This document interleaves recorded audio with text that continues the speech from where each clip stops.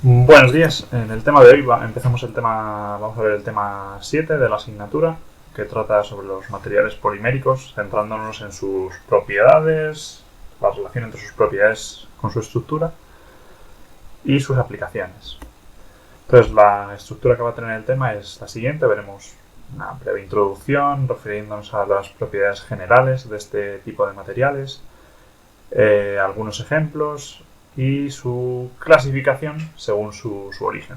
Eso veremos en la introducción. En la siguiente parte veremos de qué están formados estos materiales poliméricos, de qué están formados los polímeros, cómo se sintetizan, fundamentalmente los dos procesos de polimerización más comunes, como son el de adición y por condensación. Y a continuación veremos otra clasificación, pero esta vez fijándonos en su estructura, en la que veremos los termoplásticos, termoestables y elastómeros. Y la parte importante aquí viene en relacionar qué tiene que ver su estructura con las propiedades que vamos a observar en ellas. Finalmente, en el tercer bloque, vamos a ver estos materiales, estas tres familias de materiales, y vamos a ver las propiedades concretas de estos materiales, de estas familias de materiales, y algunas de sus aplicaciones más habituales. Entonces, bueno, empezamos con los polímeros. Vamos a ver de momento no vamos a dar una definición clara de polímeros, simplemente vamos a fijarnos en sus propiedades más o menos generales en todos ellos. En primer lugar, son bastante inertes, suelen ser difíciles de oxidar o de corroer y también suelen ser resistentes a algunos productos químicos. Ya veremos después que dependiendo del polímero, pues unos son más resistentes que otros. También suelen presentar bajas conductividades, tanto eléctrica como térmica. Suelen ser relativamente ligeros, sobre todo si los comparamos con cerámicos o metales. También tienen una buena disipación acústica, son capaces de absorber energía, de amortiguar esa energía acústica o ruido. Y otras características en las que resultan bastante interesantes son la facilidad para su fabricación y su procesado, lo que implica también que el coste de esta fabricación es relativamente bajo. Y también ofrecen una amplia gama de acabados, colores, transparencias, etcétera, que pueden ser bastante interesantes a la hora de diseñar por esta combinación de bajo coste y de esa variedad que ofrecen. Sin embargo, otras propiedades que pueden no ser tan atractivas es que tienen una baja resistencia mecánica y rigidez. El coeficiente de expansión térmica suele ser elevado, así como el rango útil de temperatura. Es decir, no son convenientes para trabajar a temperaturas relativamente altas. Y la baja estabilidad dimensional asociada a esto último que estamos diciendo. Bueno, aquí tenemos algunos diagramas de Ashby que se llaman. Entonces, en el de la izquierda vamos a observar dónde se encuentran estos materiales poliméricos respecto al resto de materiales. Entonces, en el eje horizontal tenemos el coste del material y en el eje vertical tenemos la resistencia. ¿Vale? Entonces, vemos que son materiales relativamente... están por aquí, estos que están señalados en rojo, también en gris, este marrón clarito. Entonces están en un puesto intermedio. No son ni muy caros, tampoco excesivamente baratos, pero ofrecen una resistencia intermedia. ¿Vale? Entonces, esa relación de no son demasiado buenos mecánicamente, pero no son demasiado caros tampoco, es lo que los hace relativamente atractivos. Sin embargo, si nos fijamos en las propiedades específicas, en resistencia y rigidez, también suelen estar por debajo de los demás materiales, pero bueno, tienen unas propiedades aceptables para el coste que ofrecen. Ya veremos que tienen unas aplicaciones bastante amplias. Si nos fijamos en este caso en las propiedades de transporte, digamos, la conductividad térmica y la conductividad eléctrica o resistividad, mejor dicho, vemos que tienen una conductividad térmica baja. Están a ver, creo que estaban aquí en estos azules. Sí, es verdad, estos son los polímeros y elastómeros. Esta nube azul tiene una baja conductividad térmica comparado con la mayoría de materiales y una elevada resistividad, es decir, también una baja conductividad eléctrica, lo que los hace buenos aislantes, tanto térmicos como eléctricos. Aquí a la izquierda, por ejemplo, hemos puesto un ejemplo de los accesorios, las partes de esta cafetera que van a ser manipuladas, por las que las vamos a tener que tocar. Están fabricadas en un polímero llamado baquelita, que es un termoestable, que es un buen aislante térmico y además soporta bien esa temperatura. Luego veremos que no todos soportan bien esas temperaturas, como hemos visto en las propiedades anteriormente, las propiedades generales. Y también para aislamientos eléctricos, ¿vale? Para componentes eléctricos y electrónicos son muy frecuentes de utilizar. Entonces, según su origen, estos materiales poliméricos podemos clasificarlos en materiales naturales, serán de origen animal o vegetal, naturales transformados, basados en los anteriores, y sintéticos. Sintéticos son aquellos que están producidos íntegramente de forma artificial, por la mano del hombre, digamos. Entonces, dentro de estos sintéticos vamos a ver los inorgánicos, se pueden clasificar en inorgánicos, es decir, en aquellos en los que el componente fundamental no es el carbono, y orgánicos, que van a ser la inmensa mayoría, que es aquellos en los que el componente fundamental sí es el carbono, ¿vale? Vamos a tener carbono por todo el polímero.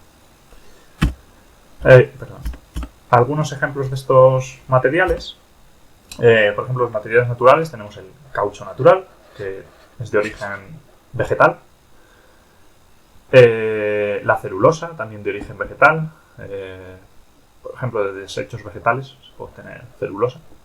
Esta pasta es la celulosa, que al adquirir una forma, meterse en un molde y a presión y temperatura conseguimos obtener cartón, papel, pero también otros materiales hechos de celulosa.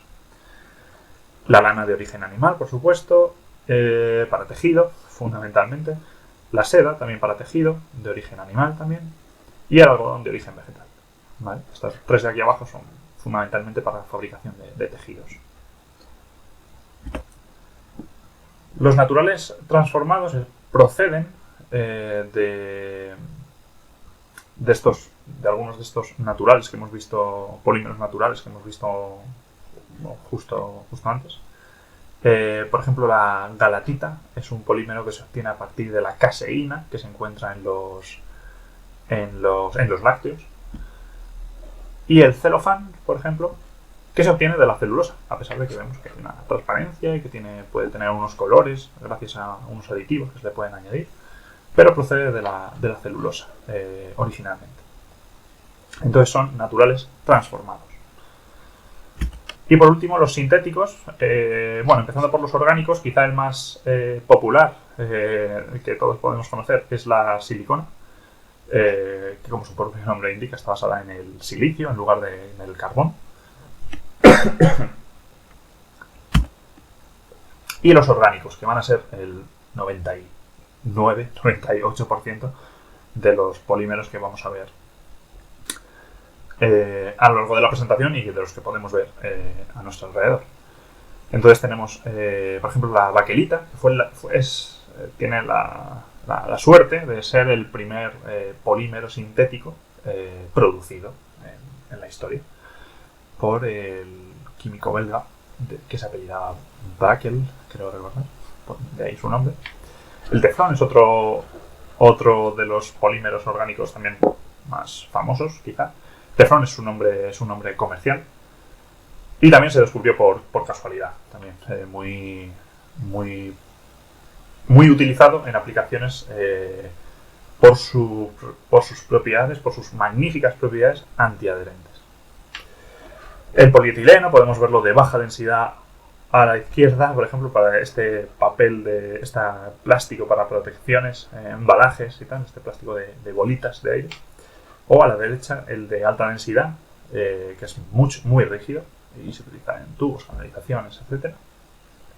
El poliestireno, por ejemplo poliestireno expandido, también para embalajes, protecciones, etc.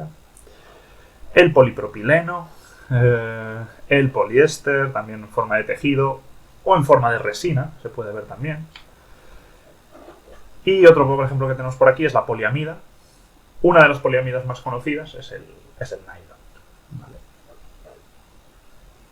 Pero bueno, los veremos después un poco más detenidamente. Entonces entramos ya en el tema de la estructura de los polímeros. Vale. Polímero. Su nombre viene de poli, muchos, meros, básicamente quiere decir cosas. Muchas cosas. Muchas partes, muchos elementos. Estos polímeros están formados por macromoléculas. Estas macromoléculas consisten en grandes o larguísimas cadenas de estos elementos. Estos elementos se llaman monómeros. ¿Vale? Entonces, pues eso, nuestro polímero está formado por estas bolitas que vemos aquí a la izquierda, que son monómeros. Tienen una composición química determinada que por un proceso de polimerización se unen y forman cadenas. Estas cadenas pueden contener cientos, miles, cientos de miles, pueden contener muchísimos monómeros. Y el polímero a su vez está formado por muchísimas de estas cadenas, que se suelen entrecruzar formando un ovillo enorme de material, que es lo que da lugar a nuestro polímero macroscópico. Recordemos que estos son cadenas a escala nanométrica.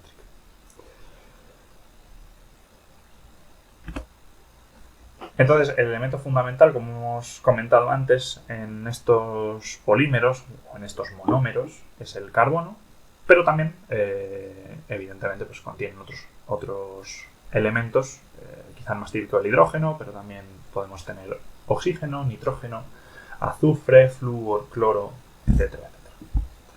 Estos son algunos de los más habituales. Según la cantidad de monómeros diferentes, porque en la ilustración que veíamos en la diapositiva anterior todos eran iguales aparentemente, pero podemos combinar diferentes monómeros. Si el polímero, si las cadenas están formadas por un solo tipo de monómero, se les llama homopolímeros. Si tienen dos tipos de monómeros, son copolímeros, y si son tres, terpolímeros. La forma en la que estén dispuestos también puede variar. Aquí en estas ilustraciones están contrapeados, uno de cada, negro, rojo, o negro, azul, rojo. Pero podrían ir en bloques, podrían ir ramificados. Estas cadenas no tienen por qué ser completamente lineales, pueden tener, y de hecho suelen tener, ramas que salen de una línea principal, de un eje principal. Entonces, bueno, se podrían organizar de diferentes maneras y obtener propiedades diferentes según esa organización. Es importante no confundir estos copolímeros o terpolímeros con polímeros hechos mezclando polímeros, es decir, mezclar una cadena completa de polímeros negros con otra cadena completa de polímeros rojos o de monómeros azules. ¿Vale? Eso se llamaría una mezcla de polímeros. ¿Vale? Pero bueno, simplemente apuntar esa distinción. Los procesos para obtener estos polímeros a partir de monómeros fundamentalmente son dos: la polimerización por adición y la polimerización por condensación. Entonces vamos a verlos un poco por encima, sin meternos demasiado en esta parte de química, pero bueno, hay que conocerlos. La polimerización por adición simplemente consiste en unir polímeros entre sí sin ninguna modificación, sin que quede ningún residuo, ¿vale? No necesitamos ni incorporar nada más, ni va a salir nada más, ¿vale? Eso se llama por adición. Entonces simplemente vamos agregando a una cadena otro monómero, otro monómero, otro monómero. Puede ser igual o diferente. Simplemente en la imagen son iguales, pero podrían ser diferentes. Un par de ejemplos de esta polimerización por adición son, por ejemplo, la polimerización del etileno en polietileno. Ahí arriba hemos escrito que esta polimerización por adición consiste en la unión de monómeros por apertura de los enlaces dobles. Bueno, ¿qué son estos enlaces dobles? Pues estos monómeros, por ejemplo, es el monómero del etileno, los carbonos están unidos por estas dos líneas. Eso quiere decir que hay dos enlaces, que es un enlace doble. Entonces, si rompemos uno de estos enlaces, si abrimos uno de estos enlaces, el carbono de la izquierda y el carbono de la derecha van a poder unirse a algo que tengan a la izquierda y a la derecha respectivamente. De esa forma se unen entre sí los monómeros de etileno, rompiendo el enlace doble y estando así de esta forma disponibles a otros monómeros a su lado, a su izquierda y a su derecha. ¿Vale? Entonces este enlace rojo se convierte en todos estos enlaces de aquí. Aquí, por ejemplo, habríamos unido dos monómeros de etileno. Pero esta cadena puede tener, como hemos dicho, cientos, miles, decenas de miles de monómeros. Entonces, bueno, pues del etileno formamos polietileno, muchos monómeros de etileno. Y tiene esta abreviatura PE. Otro ejemplo es el estireno. En este caso tenemos carbonos, hidrógenos. Y esto de aquí abajo, que es un anillo bencénico, también básicamente son 6 carbonos con sus correspondientes 6 hidrógenos. ¿Vale? Igual, se abre este enlace doble y el monómero se puede unir al monómero que haya a su lado, formando poliestireno. Y tiene esta abreviatura PS. Otros ejemplos de polímeros obtenidos por adición, hay muchos, pero bueno, los que tenemos aquí: polietileno, poliestireno, polipropileno y bueno, muchos más, pero no nos vamos a detener a ver más sobre el proceso de polimerización por adición. En el de polimerización por condensación, que es el segundo proceso de síntesis que vamos a ver, es similar al anterior, pero en este caso lo que ocurre es que los monómeros que se unen son diferentes y tienen unos reactivos, unos grupos reactivos en sus extremos, de forma que al unirse condensa o se produce una molécula de agua. ¿Vale? Por eso se le llama por condensación, porque normalmente se obtiene agua condensada, se obtiene vapor de agua. Y el proceso continúa y en cada una de estas uniones se genera una molécula de agua. Generalmente es agua. Esta reacción es un poco más compleja que la anterior, pero bueno, por ejemplo, este es un ejemplo bastante común de un polímero bastante común, como es el PET, que vemos en cantidad de envases, botellas, etc. Se obtiene a partir de ácido teftálico, no es importante el nombre en nuestro caso, y etilenglicol. ¿Qué nos tenemos que fijar? Simplemente que estos OHs que tenemos por aquí son los grupos reactivos, es decir, que al juntarse, al enlazarse esta molécula con esta molécula, se va a obtener agua. ¿Vale? Entonces vemos que de aquí hemos quitado un hidrógeno, se ha unido a este hidróxido, a este OH, y obtenemos agua. Con lo cual solo nos queda este oxígeno suelto por aquí. También he unido este con este de aquí, por eso tengo dos aguas, pero no lo he representado porque esta cadena continuaría a izquierda y a derecha indefinidamente. Tendríamos igual cientos o decenas de miles de monómeros, formando una cadena muy larga, formando una macromolécula de polietilenteftalato, PET. Como hemos visto, pues los grupos reactivos OH forman agua tras el enlace. Y algunos ejemplos de polímeros obtenidos por condensación son la baquelita, el PET, como acabamos de ver, y poliamidas como el nylon. ¿Vale? Nylon es un nombre propio, era un nombre registrado, es un nombre de una marca. Bueno, continuamos viendo la estructura o cómo se organizan según la estructura de estas cadenas poliméricas. Lo que tenemos son 3 grandes familias, ¿vale? La primera de ellas son los termoplásticos, He puesto nombre en inglés porque, bueno, conviene saberlo, tampoco. En este caso es muy sencillo, termoplástico. Los termoplásticos están formados por cadenas, como hemos visto, que no están que están enlazadas entre sí por enlaces débiles, ¿vale? Las fuerzas que unen una cadena a otra son enlaces débiles. Generalmente están entrecruzadas y hay fricción entre ellas, pero no hay unas uniones fuertes entre una y otra. Veremos a continuación que se caracterizan por comportarse como fluidos, es decir, por disminuir su viscosidad al aumentar la temperatura. A partir de cierta temperatura, de hecho, se comportan como bastante fluidos. A continuación tenemos los termoestables, que son bastante diferentes, en el sentido en que en este caso no se forman cadenas lineales, sin más, sino que lo que se forma es una retícula, ¿vale? Es algo más parecido a una malla, a una red, algo bidimensional o tridimensional. Pero en este caso lo que tenemos es que estas redes se unen a través de enlaces fuertes, ¿vale?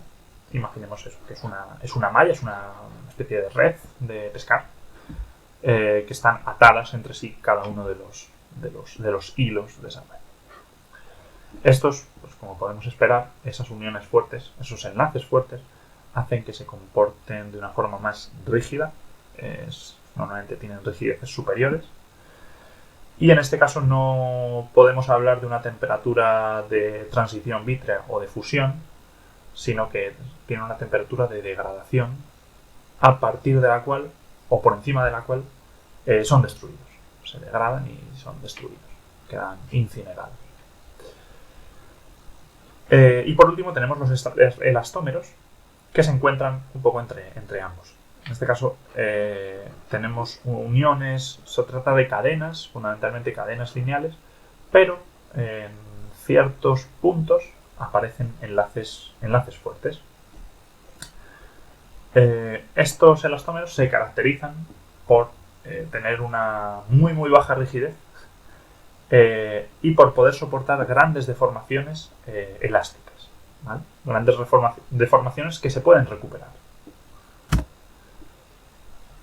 Si nos fijamos un poquito en sus propiedades mecánicas, este esquema a la derecha las resume ligeramente, está muy simplificado, pero lo que podemos ver es, como hemos visto, los elastómeros. Pues, el elastómero, por ejemplo, es el caucho, son las típicas gomas elásticas que podemos tener en casa. Se deforman con mucha facilidad, con muy poquita fuerza, obtienes unas deformaciones grandísimas. De hecho, si esto estuviera a escala, la línea del elastómero se saldría de la pantalla un buen tramo comparado con los termoplásticos y los termoestables. Entonces, bueno, yendo en orden, primero teníamos los termoplásticos, representados por esta línea roja. Tienen una rigidez normalmente intermedia, si lo comparamos con los termoestables, aunque hay termoplásticos que tienen las rigideces de los termoestables o incluso superiores. Pero bueno, suelen ser rigideces un poco más bajas.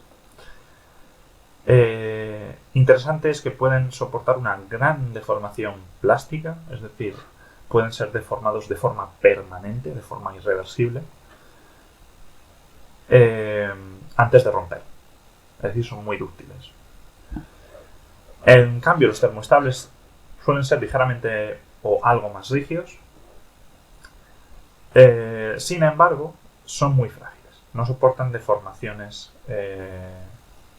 La deformación o rotura es muy pequeña y no soportan grandes deformaciones plásticas, ¿vale? Grandes deformaciones permanentes. Y como veíamos, pues los elastómeros tienen unas rigideces muy bajitas, son muy flexibles, pero soportan deformaciones enormes. Están órdenes de magnitud por encima de los termoplásticos y más aún de los termoestables. Y lo más interesante es que recuperan estas deformaciones. Se pueden doblarse, triplicarse, multiplicar por 10, por 8, por 10 su tamaño, volviendo a continuación a su estado original, una vez que dejamos de aplicar esa fuerza. Algunos materiales que tenemos aquí son, por ejemplo, el polietileno. Este sería un polietileno de alta densidad, ¿Por qué? Porque tenemos unas rigideces de en torno a 1 gigapascal, que comparado con el termoestable no está mal. El termoestable como es este epoxi puede tener 1, 2, bueno, puede ir un poco más arriba, puede irse a 3 o 4 gigapascales. 4 quizás es un poco alto. Sin embargo, si comparamos por ejemplo, esta es más abultada la diferencia en la deformación máxima a rotura, la deformación a rotura. El polietileno puede llegar hasta el 80%, mientras que el epoxi se queda en unas pocas unidades, 4, 5, 6%. El caucho es un elastómer, esta R es de rubber, goma en inglés. Y es este elastómero, como hemos visto, pues está órdenes de magnitud, de hecho un par de órdenes de magnitud por debajo del polietileno en cuanto a rigidez. Es decir, si queremos obtener la misma deformación en el termoplástico que en el elastómero, tenemos que aplicar 100 veces más tensión. Y lo más interesante aquí que vemos es que la deformación a rotura es hasta del 550%. ¿Vale? Es decir, multiplicaríamos por 6,5 su longitud inicial. Pero bueno, continuamos con... en eso son muy interesantes por eso son muy interesantes los elastómeros. ¿Qué ocurre con estos polímeros, con estas familias de polímeros frente a temperatura, cuando elevamos la temperatura? Pues los termoplásticos, de ahí viene su nombre, tienen un comportamiento muy plástico al aumentar la temperatura. Es decir, se ablandan con la temperatura, como vemos en la gráfica. Al aumentar la temperatura, la curva va tendiéndose, va tumbándose. Se pierde en rigidez, su rigidez se reduce. Sin embargo, su rigidez se reduce, su límite elástico se reduce, pero su deformación a rotura aumenta. Ganan en ductilidad en este sentido, ¿vale? De hecho, a partir de una cierta temperatura, la llamada temperatura de transición vítrea, se vuelven muy fluidos. Y, por ejemplo, se pueden conformar de forma muy sencilla y con unos costes relativamente bajos. Entonces, bueno, en definitiva, cuando aumenta la temperatura en un termoplástico, disminuye la rigidez, disminuye el límite elástico y aumenta la deformación a rotura. En cambio, los termoestables son precisamente eso, son estables frente a la temperatura. Aunque aumente la temperatura, apenas se degradan, a no ser que alcancemos la temperatura de degradación. Ante esa temperatura de degradación, por encima de esa temperatura de degradación, el polímero se destruye. Es muy importante entender y recordar que el polímero termoestable no se funde, se destruye. Es decir, luego hablaremos de esto un poquito más en detenimiento, pero va a ser difícil reciclar un termoestable, ¿vale? Tendremos que seguir otro procedimiento, pero no el de aplicar calor. Bueno, tener en cuenta algunas cositas más. Ahora vamos a ver qué tiene que ver esa estructura o algunos parámetros más que tienen que ver, que relacionan estructura o morfología del material, del polímero, con propiedades físicas, propiedades mecánicas, pero también, por ejemplo, con la densidad. Vamos a ver. Y empezamos con la cristalinidad. ¿En qué consiste esto de la cristalinidad?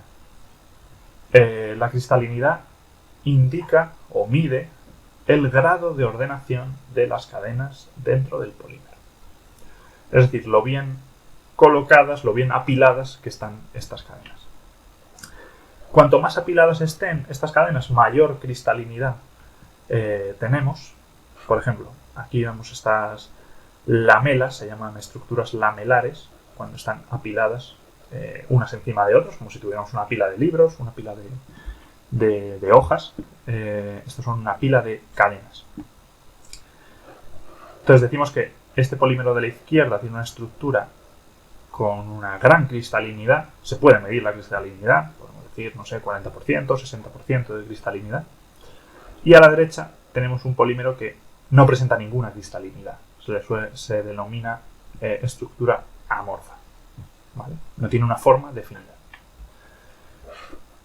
¿Con qué propiedades se relaciona la cristalinidad? Pues una elevada cristalinidad implica un aumento de la densidad respecto al mismo polímero amorfo, un aumento de la rigidez, un aumento del límite elástico y una disminución de la ductilidad. Generalmente, siempre que tenemos aumento de rigidez, aumenta el límite elástico, la ductilidad se reduce. Veíamos antes que cuando bajaba la rigidez, bajaba el límite elástico, aumentaba la ductilidad. Estos parámetros de rigidez y ductilidad van unidos y normalmente hay que pagar un precio por aumentar la ductilidad o por aumentar la rigidez. Es difícil aumentar ambos simultáneamente. ¿Qué parámetros o qué variables pueden afectar a la cristalinidad? Es decir, ¿en qué tipo de polímeros podemos conseguir cristalinidades altas? ¿O por qué no? Podemos conseguir esas cristalinidades altas o bajas, según lo que queramos. Bueno, pues algunos de los parámetros que afectan a esta cristalinidad. Dos de ellos, vamos a ver simplemente. Muy por encima, por entenderlo, el primero de ellos es la ramificación de las cadenas. Es decir, si comparamos este polímero aquí arriba, que simplemente está compuesto de cadenas prácticamente lineales, sin apenas ramificaciones, este polímero es más fácil apilarlo en esa forma de lamelas para conseguir cristalinidades altas que un polímero con muchas ramificaciones. Simplemente las ramificaciones dificultan, impiden conseguir esos apilamientos que nos van a aportar cristalinidad, que nos van a aumentar la cristalinidad del polímero. Estas representaciones son esquemas, pero se pueden observar en polietilenos. Por ejemplo, la de arriba podría corresponder a un polietileno de alta densidad. El polietileno de alta densidad es un polietileno con una alta cristalinidad, cristalinidades del 60%, por ejemplo. Tenemos propiedades aquí en la tabla. Es decir, esta línea, polietileno de alta densidad, correspondería con estas propiedades de aquí. Elevada rigidez, elevado límite elástico y un poquito más elevada la densidad. Y el polietileno de baja densidad es el polietileno muy ramificado, con muy poquita cristalinidad, del 0%, 1%, en el que si comparamos las propiedades mecánicas, vemos esa reducción muy grande relativamente grande de la rigidez, también del límite elástico, y la densidad también es un poquito más pequeña. Es muy pequeña la diferencia, pero esa pequeña diferencia puede afectar a todas estas propiedades. Por último, la tacticidad también es está muy relacionada con la estructura de esas ramificaciones y simplemente indica que esas ramificaciones tienen algún orden. Entonces diremos que es una estructura o una cadena isotáctica o un polímero isotáctico. Y si las ramificaciones son aleatorias, es decir, es más difícil conseguir una alta cristalinidad, se denomina atáctica. Bueno, dejamos a un lado ya esa relación entre propiedades y estructura y vamos a centrarnos ahora en cada una de estas tres familias. Vamos a empezar con los termoplásticos, a continuación veremos los termoestables y por último los elastómeros. Entonces los termoplásticos, centrándonos en sus propiedades y en cómo aprovechar esas propiedades y en sus aplicaciones, se caracterizan por, como hemos visto, tener una alta formabilidad. Es decir, se pueden moldear aumentando la temperatura. Al aumentar la temperatura podemos deformarlos y podemos fabricar piezas de una forma determinada. Eso que hace que los costes sean bajos, porque podemos además reutilizar material, se puede reciclar con facilidad, con más o menos facilidad. Sin embargo, el problema de esta misma propiedad, de que sean conformables aumentando la temperatura, hace que su rango útil de temperatura sea pequeño. Es decir, no pueden ser utilizados, no pueden utilizarse en aplicaciones que estén sometidas a una cierta temperatura. Por ejemplo, como veíamos antes, el mango de una sartén o el mango de la cafetera. Ese tipo de aplicaciones en las que haya una cierta temperatura, los termoplásticos no son válidos. Asimismo, también algunos de ellos tienen rigideces bastante bajas y resistencias mecánicas. Entonces, hay otros polímeros mejores para esas aplicaciones, o incluso otros materiales que no tienen por qué ser polímeros, que serán mejores candidatos para esas aplicaciones. Entonces, bueno, simplemente hacer hincapié en esa termoplasticidad de este tipo de material. Pueden moldearse una y otra vez, lo que favorece a su reciclado y abarata los costes de producción asociados al reciclaje de estos productos. Para que lo veáis vosotros en casa, os he dejado un par de animaciones para ver cómo se pueden moldear algunos de los procesos de conformado de estos termoplásticos. Este vídeo está en inglés, pero bueno, las animaciones y la explicación es bastante clara sobre el proceso de inyección, de extrusión y de soplado. Inyección, por ejemplo, sería inyectar el polímero fundido en un molde y enfriarlo, luego extraerlo de ese molde. La extrusión se utiliza para producir secciones de forma continua, por ejemplo, de vigas o de hilos, de tubos, el recubrimiento de los cables, por ejemplo, es un caso muy típico de extrusión. Y el soplado, por ejemplo, sería para obtener botellas o, con ciertas modificaciones, para obtener bolsas o film de plástico, películas de plástico, como el film de cocina, por ejemplo, o las bolsas de plástico de la compra o cosas así. Y por último, bueno, quería hacer mención aquí, como elemento un poco más novedoso, es que estos polímeros termoplásticos, se han visto muy impulsados, muy favorecidos por el crecimiento de las técnicas de fabricación aditiva que se han visto durante los últimos años. Algunos de los polímeros utilizados o más clásicos para estas técnicas son el PLA, el ácido poliláctico, el ABS y algunas poliamidas como el nylon, que se puede imprimir. Entonces, bueno, aquí también os he dejado una pequeña animación para el que no esté familiarizado con el tema de la fabricación aditiva. En este caso es una animación sobre impresión 3D.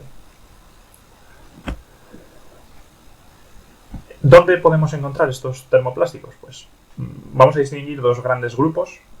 Un grupo de aplicaciones generales, en el que tenemos, por ejemplo, tubos, tuberías, canalizaciones y canalizaciones de polietileno de alta densidad, también de PVC, es el policloruro de vinilo,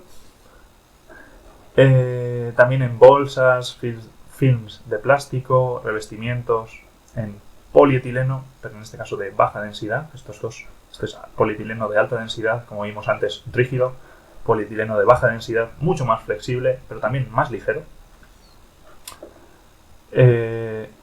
Podemos encontrar poliéster termoplástico, por ejemplo, para la fabricación de tejido, de ropa o de otras aplicaciones de tejidos. Vimos antes también el PET, es un termoplástico y se utiliza mucho en botellas y envases. El PET creo recordar que es un tipo de poliéster, pero lo he puesto aquí por separado. El polipropileno tiene aplicaciones muy generales.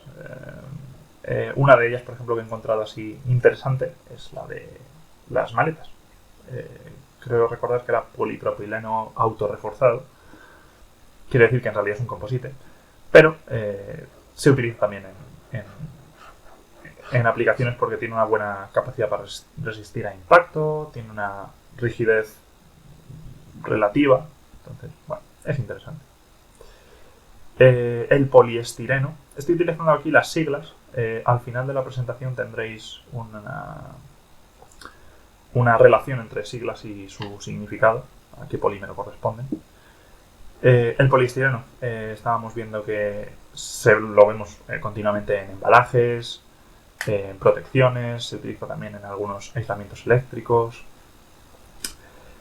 El metacrilato es interesante por su apariencia, por su transparencia. Es el material que se utiliza, por ejemplo, en aplicaciones para iluminación, por ejemplo, los faros de los coches, pero también en alumbrado público, etcétera, etcétera. ¿Vale? Este es el PMMA, polimetil metacrilato, o también simplemente llamado metacrilato. Y otro de los polímeros también termoplásticos más comunes es el teflón, por sus propiedades antiadherentes. Es decir, es muy difícil adherirlo, pegarlo a nada. Y uno de los más clásicos de ver es el teflón de las sartenes. La base de las sartenes suele ir cubierta de una película de teflón que evita que la comida se pegue ahí, que se nos pegue encima la tortilla o el huevo frito. Por eso se dice que cuidado con lavar las sartenes con productos abrasivos o enfriarlas muy rápido cuando están calientes, porque puedes dañar la película de teflón y tu sartén va a dejar de ser antiadherente, o al menos tan antiadherente como al principio. Y en segundo lugar, la otra gran familia de termoplásticos son aquellos para aplicaciones industriales. Estos termoplásticos suelen tener propiedades superiores a los que hemos visto antes. Tienen propiedades mecánicas ligeramente o sensiblemente más altas. Uno de los más clásicos es el nylon, que es una poliamida, y se utiliza muchísimo en cuerdas, correas, tejido, sobre todo que va a estar sometido a esfuerzos importantes. Otro polímero muy muy interesante y que está viéndose muy impulsado, muy reforzado por algunos sectores industriales como el sector automotriz y del automóvil y el sector aeronáutico, es el PEEK, PEEK, poliéter éter-cetona, por sus magníficas propiedades. Tiene unas propiedades mecánicas realmente llamativas, comparables a polímeros termoestables. Entonces, bueno, pues está viéndose muy utilizado y muy desarrollado en los últimos años. El policarbonato es otro de estos materiales muy utilizado para ventanales, cubiertas, por su transparencia. Y por último tenemos otros poliésteres que también se utilizan por su elevada resistencia al desgaste. Una de las aplicaciones más típicas es la de los teclados, que bueno, puede no parecer una aplicación industrial, pero se utiliza en aquellos sitios donde el desgaste es importante, o la resistencia a la radiación es importante. La segunda familia que vamos a ver son la de los polímeros termoestables, que en este caso se caracterizan por su estabilidad térmica, fundamentalmente su estabilidad térmica. Y afluencia. Afluencia quiere decir que ante una carga que está soportada durante un tiempo prolongado, se comportan bien, ¿vale? No van a fluir por mucho tiempo que esté esa carga aplicada. Suelen tener una rigidez algo más alta, ser algo más duros, y comparados con los termoplásticos son resistentes a más disolventes. Sin embargo, son más frágiles, son menos dúctiles. En cuanto a impacto, pues esa fragilidad hace que tengan menor resistencia a impacto. Y muy importante, esa termoestabilidad implica que no se pueden moldear tras ser curados. Es decir, una vez que fabricamos una pieza de un polímero termoestable, esa pieza no la podemos modificar por deformación, aunque apliquemos temperatura, ¿vale? Podemos mecanizar esa pieza, podemos agujerearla o tornearla o mecanizarla de alguna forma, pero no podemos moldearla de nuevo. Entonces esto implica que su reciclaje tiende a ser un problema cada vez mayor, porque se utilizan mucho y tiene un impacto medioambiental que hay que tener en cuenta. ¿Cómo es el proceso de fabricación? ¿O cuál es el mecanismo que hace con el que se fabrican estos termoestables? Pues es lo que se denomina curado del material, ¿vale? Es decir, nosotros tenemos nuestros monómeros que van a producir el polímero termoestable, y para que esos monómeros se junten y se unan, se enlacen, polimericen, como hemos visto antes, hay dos posibilidades. Simplemente mezclarlos, es decir, que uno sea un proceso químico, es decir, mezclar dos componentes, por ejemplo, una resina con un endurecedor, que favorece esa catálisis, favorece esa polimerización. O también puede ser necesario un aporte de energía, un proceso termoquímico, un aporte de energía, de calor y presión, normalmente. Estos materiales termoestables se han venido utilizando en las últimas décadas, los últimos 15, 20, 30 años, como materiales, en los materiales compuestos, como matrices en materiales compuestos, matrices poliméricas en materiales compuestos. Por ejemplo, han sido las resinas epoxídicas, resinas en base de epoxi, de poliéster y de fenoles, resinas fenólicas. Ahí os dejo también otra pequeña animación sobre el tema de los materiales compuestos. Las aplicaciones de estos termoestables pues son, de nuevo, hay dos o tres grupos. Un grupo de aplicaciones generales que podemos ver a nivel doméstico. Como habíamos comentado antes, esa baquelita que se utiliza en utensilios de cocina, por ejemplo, donde hay calor y queremos proteger al usuario de ese calor, pues utilizamos un termoestable llamado baquelita, que es una resina fenólica. Pues típicamente asas, mangos de cacerolas, de cafeteras, de sartenes, etc. También lo vemos en revestimientos, en el mobiliario que nos rodea, esos revestimientos, esas láminas de melamina, se llaman de melamina porque la resina es una resina de ese compuesto. Y por otro lado tenemos unas aplicaciones un poco más rigurosas a nivel de propiedades, como pueden ser fundamentalmente los adhesivos. También teníamos adhesivos termoplásticos para otras aplicaciones, pero aquí tenemos adhesivos un poco superiores, quizá los adhesivos más fuertes que se pueden encontrar a nivel de usuario, que son las resinas, por ejemplo, las resinas epoxi. Como veíamos antes, ese curado es un curado químico. Tenemos una resina y un endurecedor. Podemos guardarlas en botes por separado y cuando queramos hacer uso de ese adhesivo, mezclamos los dos productos, resina y endurecedor, lo mezclamos bien, lo aplicamos y al cabo de un tiempo determinado, pues endurece y tenemos nuestro adhesivo funcionando. Y por otro lado, lo que habíamos comentado de los materiales compuestos. Esas resinas de epoxi, de fenol, fenólicas o poliésteres hacen de matriz que aglutina el elemento de refuerzo. Típicamente pues, pueden ser una fibra de carbono, una fibra de vidrio, incluso fibra de aramida, etc. Y se utilizan muchísimo en el sector aeronáutico. Por último, tenemos los elastómeros.